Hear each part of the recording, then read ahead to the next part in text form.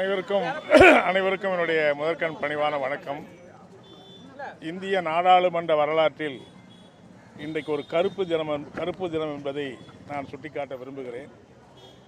எத்தனையோ நாடாளுமன்ற சட்டங்கள்லாம் நிறைவேற்றப்பட்டிருக்கிற இந்த நாடாளுமன்றத்தில் ஒரு அவசரமாக நாடாளுமன்ற சிறப்பு கூட்டத்தை நடத்தி மகளிர் இடஒதுக்கீடு மசோதா என்கிற போர்வையில் தொகுதி மறுவரையை செய்கிற ஒரு சட்ட திருத்தத்தை மோடி அவர்கள் ஒரு சதி திட்டத்தை இன்றைக்கு நிறைவேற்ற இருக்கிறார்கள்.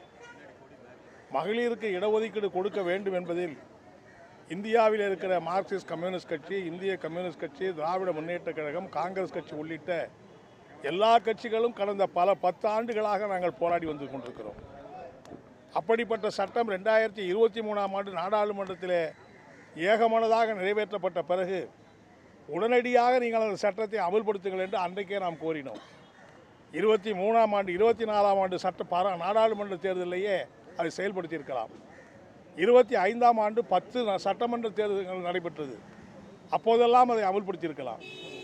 ஆனால் அப்போதெல்லாம் அமல்படுத்த முடியாது என்று காலங்கடத்திய மோடி அவர்கள் இன்றைக்கு மகளிர் இடஒதுக்கீடு என்கிற போர்வையிலே தொகுதி வரையறை செய்கிற ஒரு சட்ட திருத்தத்தை நிறைவேற்றுவதன் மூலம் இந்தியாவினுடைய ஒற்றுமையை, இந்தியாவினுடைய மக்களாட்சி முறையை, இந்தியாவின் கூட்டாட்சி முறையை சிதைத்து சின்னாபின்னமாக்கக்கூடிய ஒரு சட்டத்தை இன்றைக்கு நிறைவேற்ற இருக்கிறார். இதன் மூலம் நாடாளுமன்ற உறுப்பினர் எண்ணிக்கை உயர்த்தப்படுகிறது என்பது மட்டுமல்ல, வடக்கே இருக்கிற மாநிலங்களுடைய நாடாளுமன்ற எண்ணிக்கை கணிசமாக உயர்கிற போது தென் மாநிலங்களுடைய எண்ணிக்கை கணிசமாக குறைக்கப்படுகிறது. எனவே இப்படி ஒரு பாரபட்சமாக இந்தியாவை வடக்கு தெற்கு என்று பாகுபடுத்துகிற, பிரிவினை உண்டாக்குகிற ஒரு திட்டத்தை நரேந்திர மோடி இன்றைக்கு செயல்படுத்தி கொண்டிருக்கிறார். எனவே தான் இன்றைக்கு நாடு முழுவதும் இதை கண்டித்து கண்டன இயக்கம் நடைபெற்று கொண்டிருக்கிறது.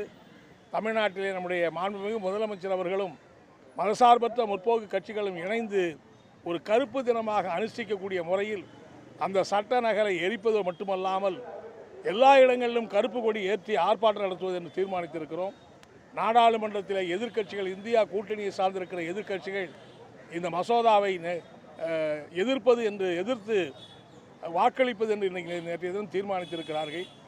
எல்லாவற்றையும் மீறி இந்த சட்டம் நிறைவேறும் என்று சொன்னால் நாடு ஒரு ஒரு பிரம்மாண்டமான போராட்டத்தை, வெள்ளை ஏகாதிபத்தியத்தை எதிர்த்து நடந்த போராட்டத்தை போல ஒரு பிரம்மாண்டமான போராட்டத்தை சந்திக்கிற நிலைமை ஏற்படும்.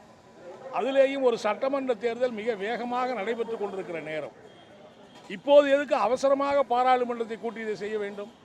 29ஆம் தேதிக்கு பிறகு நீங்கள் கூட்டுங்கள் என்று சொன்னால் அதை கூட கேட்க மாட்டேங்கிறார் நரேந்திர மோடி.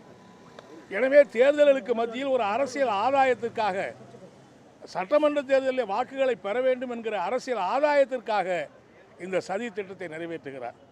என்ன சதி திட்டம் நிறைவேற்றினாலும் மோடி அவர்களுக்கு எச்சரிக்கையாக சொல்லுகிறோம், தமிழ்நாட்டில் உங்களுடைய பாச்சா பலிக்காது என்பது மட்டுமல்ல, இன்றைக்கி அப்படிப்பட்ட மோடி அரசாங்கத்துடைய திட்டத்தை எல்லாரும் கண்டிக்கிற போது அதிமுகவுடைய தலைவர் எடப்பாடி பழனிசாமி மட்டும் அதை ஆதரிக்கிற ஒரு தமிழ்நாட்டு மக்களுக்கு கிடைக்கிற மிகப்பெரிய துரோகத்தை அவர் செய்து கொண்டிருக்கிறார். கேட்டால் அமித்ஷாவை கேட்டேன், அதனால் தமிழ்நாடு பாதிக்காதுன்னு சொன்னார். அமித்ஷா தான் எடப்பாடிக்கு குருதேவரா? அவர் தான் கொள்கையை தீர்மானிப்பாரா?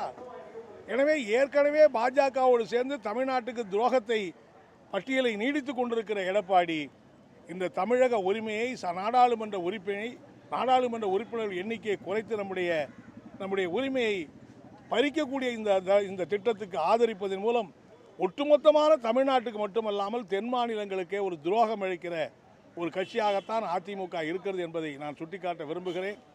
நடைபெறுகிற இந்த தேர்தலில் ஏற்கனவே மதசார்பற்ற முற்போக்கு கூட்டணி ஒரு மகத்தான வெற்றி பெற்று மீண்டும் தமிழ்நாட்டிலே மாண்புமிகு முதலமைச்சர் அவர்கள் 2வது முறையாக முதலமைச்சர் பதவியேற்கிற அது தெளிவான தீர்ப்புகள் வந்து கொண்டிருக்கிற இந்த சூழ்நிலையில் அதை மேலும் வலுப்படுத்துகிற முறையிலே தான் இன்றைக்கு மோடி அரசாங்கம் செயல்பட்டு கொண்டிருக்கிறது.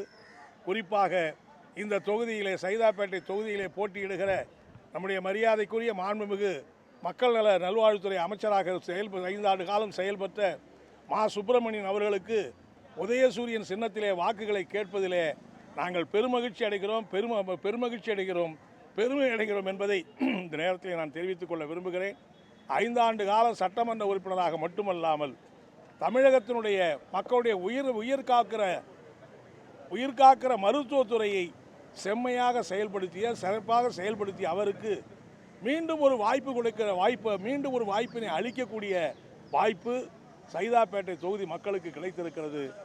இந்த தேர்தலில் அவர் வெற்றி பெறுவது உறுதி என்பது மட்டுமல்ல, எதிரணியிலே இருக்கிற வேட்பாளர்கள் டெபாசிட் கூட கிடைக்காமல் செய்வதுதான் அவருடைய வெற்றிக்கு அடிப்படை. அவருடைய வெற்றியை மேலும் உறுதி செய்யும் என்பதை நான் தெரிவித்துக் கொள்கிறேன். எனவே நடைபெறுகிற இந்த தேர்தலில் மீண்டும் நம்முடைய மாண்புமிகு மாசு அவர்களுக்கு உதயசூரியன் சின்னத்திலே வாக்களித்து பெருவாரியான வாக்குகள் வித்தியாசத்திலே வெற்றி பெற செய்ய வேண்டும்.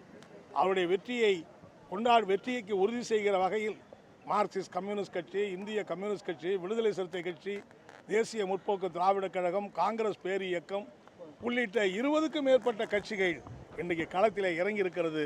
இந்த மகத்தான கூட்டணி வெற்றி முரசு கொட்டுகிற போது 4ஆம் தேதி தேர்தல் முடிவுகள் அறிவிக்கிற போது மாசு தமிழகத்திலேயே அதிகமான வாக்குகள் வித்தியாசத்திலே வெற்றி பெற்றார் என்கிற அப்படிப்பட்ட நிலையை உருவாக்க வேண்டும் என்று நான் கேட்டுக்கொள்கிறேன்.